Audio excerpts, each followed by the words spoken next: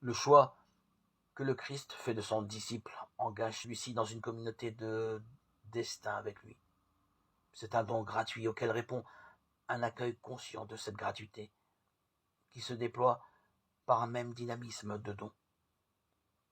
Au travers de l'envoyé, le royaume s'approche, Matthieu 17, et celui qui accueille l'envoyé accueille celui qui envoie. Renier le Christ devant les hommes coupe ce dynamisme de don, isole celui qui, dès lors, n'est plus envoyé. Ce qu'il vit n'est plus porteur du royaume, mais se dissipe dans l'éphémère de ce monde. Nous pouvons rêver à une bonne entente universelle, mais la paix annoncée par le missionnaire n'est pas une simple cohabitation sans heurts. La parole est un glaive tranchant aussi. Se déclarer pour le Christ n'est pas sans susciter l'épreuve qui vérifie la qualité du lien. Ce qui n'est pas éprouvé ne peut être attesté.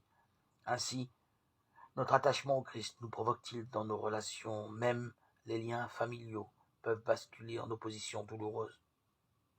Alors l'union entre le maître et ceux de sa maison, plus forte que la solidarité familiale, a deux conséquences. Ici-bas, c'est l'esprit de votre Père qui parlera en vous, et devant le Père, le Fils se déclarera pour nous.